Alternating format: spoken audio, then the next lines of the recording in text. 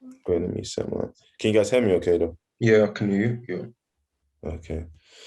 Okay. Anyway, welcome Abby to the podcast. Thank you for joining us. Thank you for having me. Yeah, yeah. Okay. Like, and it's just crazy. I was telling Ben about our convo the other day, Yeah. and I was just saying like it feels weird because we've gone through grief, but people are going through different types of grief, and it's kind of like you can't really, even though it's still grief, but you can't really relate. Right. Like, and I was saying to him, like, at the time when I lost my mum, it just felt so normal it didn't feel normal at the time.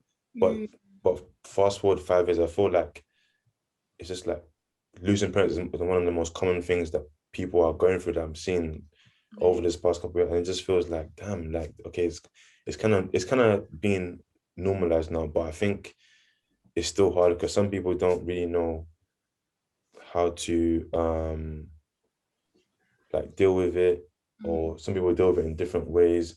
Not everyone's method is talking and being or doing podcasts or joining groups. yeah. Do you know what I mean? But I think that's all dependent on people's, yeah, just how they are. Like, because I don't think this was easy to begin with to talk about. Like, I used to get triggered so easily, so many different things, and then Yeah. I don't even know what it was that just made me kind of like snap out of it. But like before I know it, the 1 minute I can't even um talk about mom without crying. The next minute I'm talking about it like as if it's just I'm talking about anything.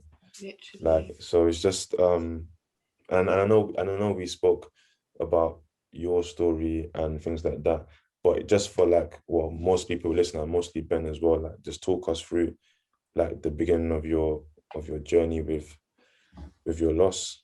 Yeah. So I guess I'll say it's the most recent loss. So there's been other losses along the line, but I guess that's the most recent one. And that was over 2.5 years ago now. Yeah. And that was my husband. So yeah, technically, I'm a widow. So over 2.5 years ago, my husband was involved in a car accident, and yeah, head-on collision with a van or a lorry, and died immediately. So at Oh, that time, I was at work, had no idea what was going on. So I think it happened at the early hours of the morning, and he was away, so he worked away for a few days. So I was expecting him back in a few days, and we'd probably catch up later in the day. So this had happened in the early hours of the morning. I had gotten up, gotten the kids ready. We have 3 children, by the way, and gone to work. Was in a meeting. As soon as I come out of a meeting, I get a phone call from my sister saying, "Oh, there's the police at the door." Just like, the police. I'm thinking through, like, why would the police be at my door? You're kind of ticking off the things like, do I have road yeah, tax, yeah. car insurance? Who did I hurt? Who's looking through? Yeah, and you're like, no, no, no, no. I think we're good. The police shouldn't be looking for me. So I was quite puzzled. And I just told her to put them on the phone. And she was like, oh, they want to know where you work so they can come. And I was just like, put them on the phone. So for one reason or the other, she had to hang up. And when she hung up the phone, I tried calling back, I tried calling back. For like 10 minutes, I couldn't reach her. And it was so strange, because it was the 31st of August. So the kids are about to start school in a few days. So they were still on Yeah. summer holidays, and my sister was looking after them. And I was just like, okay, I know that they're all at home. So then I was getting worried, like, does something happen to the children, or, what's going on? So I couldn't get through to them. Called my sister back, called the house phone, called my sister back, called the house phone, until she eventually picked up. And I think it was the police that picked up, or she said something that the police want to speak to me. And then the police officer said, oh, we need to know where you work so we can come. I was just like, listen, what's happened? Yeah, Is what do you everything want? else okay? Yeah. And then he said to me, I heard him say, everybody in your home is okay. And my stomach just turned, because I just knew that there was something wrong. When someone Yeah, is saying something, but behind those words, there's more.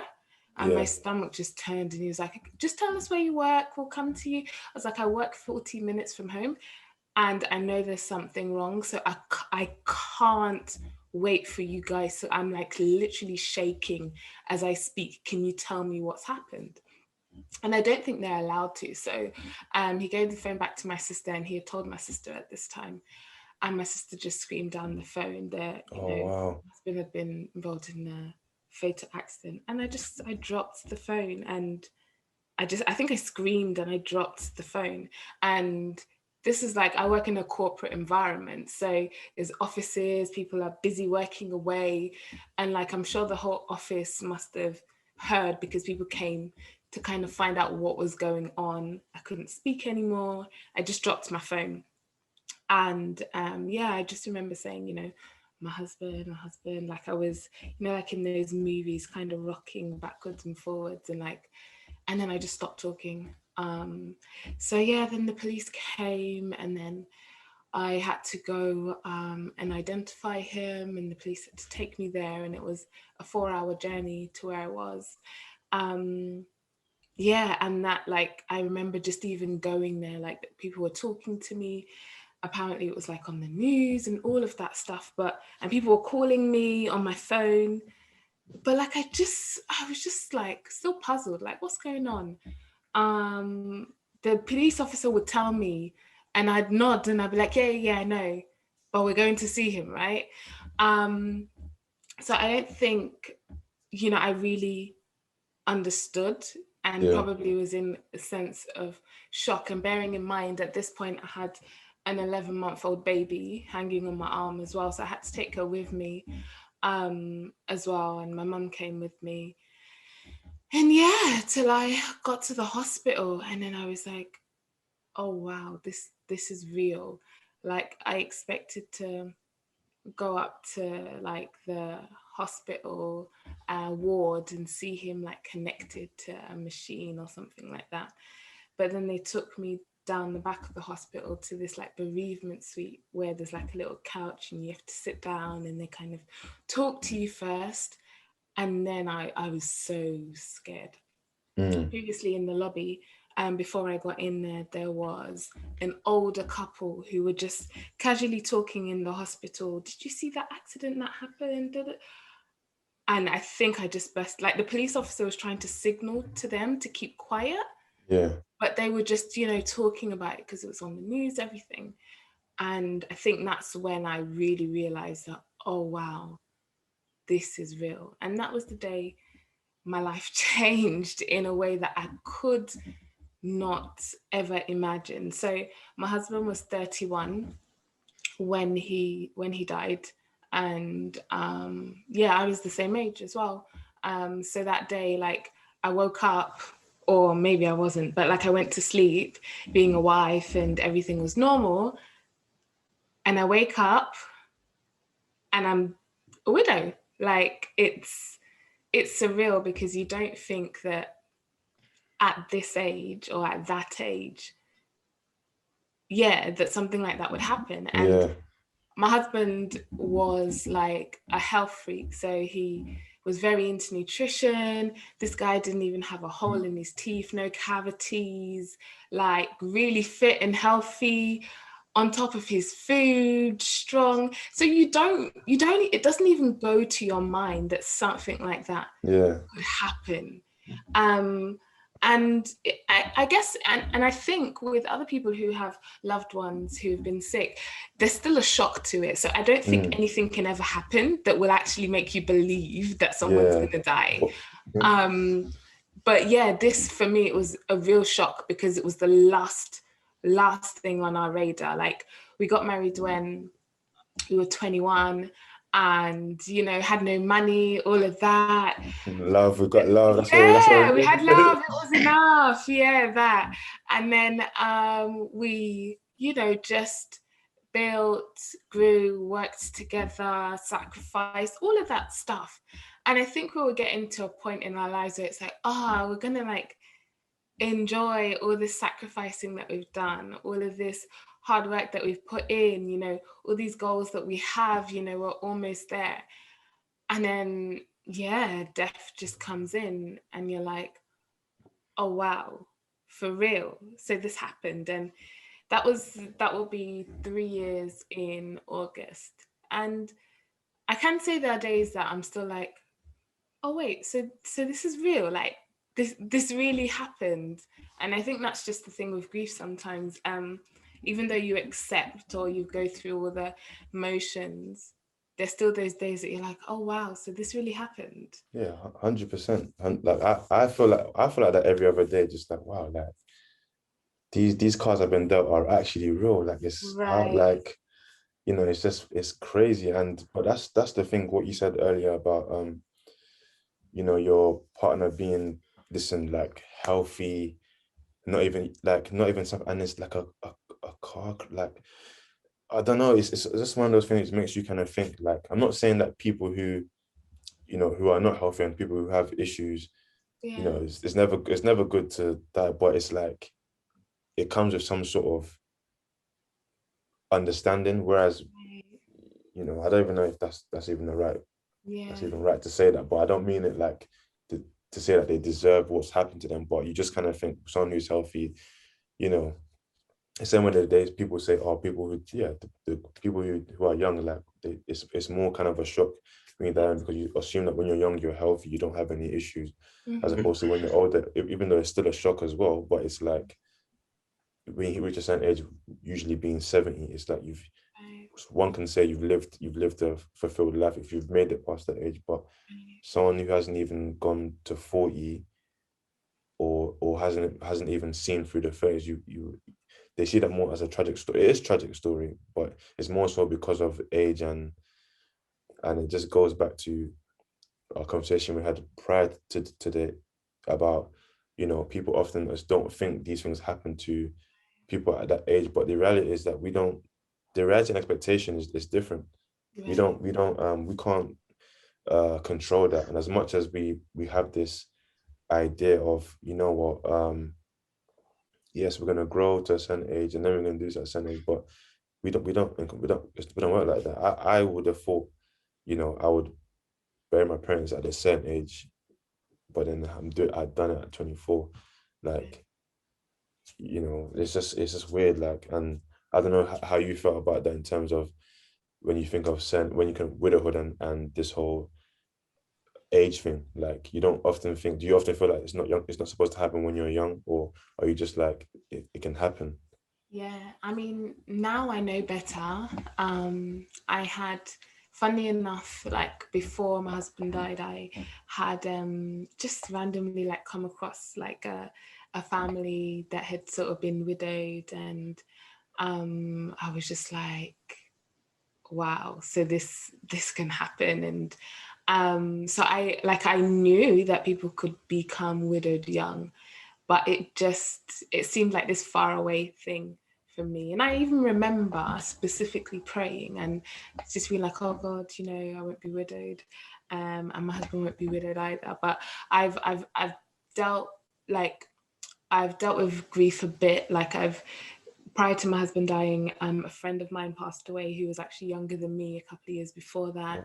A stepbrother as well who was 11. So I've seen people who are young Mm-hmm. die, and I think my first experience of being bereaved was probably at about 5 years old when one of my cousins, who was like a best friend to me, Mm-hmm. who was around my age as well, passed away. So I know that young people can die, but you just you just kind of live your life for a bit, and you're just in this little fantasy world or this little bubble, aren't you? Because you're just Yeah. like, but it's some, because of the journeys that I've been on, I understand that, it can happen to young people, but even just the term widow, like, it's, when you think of widow, what do you think of? You usually think of someone in their 60s,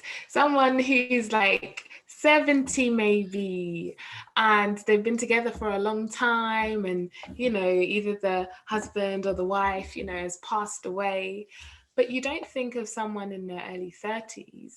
And like I was saying to you the other day, if you're old enough, I guess the mindset that I have now is, if you're old enough to be married, you're old enough to be widowed. So if the legal age is 18 or 17 or whatever it is to be married, that's the legal age for someone to technically be widowed, right?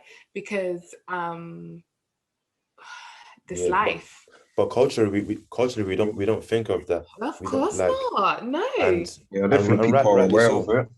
No. Yeah, like you don't think, and especially in I'm not saying it isn't like this in other cultures, but especially in African cultures, what Mm, usually follows is when you think of marriages, okay, let's do the wedding, the tribe to do this, do that. Then it's mm, a matter of uh how, okay, you've done a tribe, you've done a wedding. Or when's the baby coming? right, right, right, You right. know, then You think of it's all of not those it's not like, positive. oh, you exactly like when when you go to some people do it, when you go to, well, a lot of people probably do it, when you go to pre-marriage counseling, you think, okay, what's your finances like, how are you two together, what does he or she, where do you two meet, where do you two kind of find a balance. You don't think of in the event of someone passes away, well, maybe they might do, is a life insurance.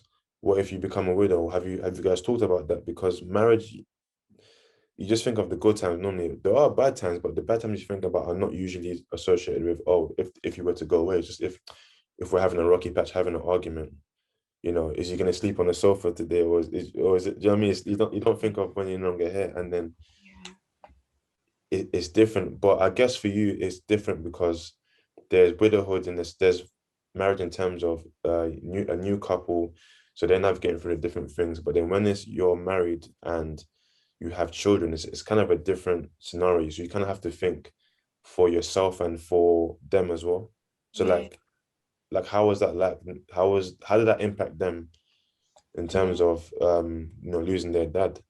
yeah. So I grew up in a single parent household. So it's something that I never really wanted my kids to experience, not because it's bad, my mum did what she could, but just because I know the benefits of having both parents, around, if you can. So it's always been quite, like, I've always been quite happy that they've had that sort of upbringing, and you know it's it was something that filled my heart, that they could run to mummy and daddy, because my parents split up quite young. But yeah, I remember having to come back from the hospital that day, and having to tell the kids, and yeah, that broke my heart, like, just to see their faces, to be like, what,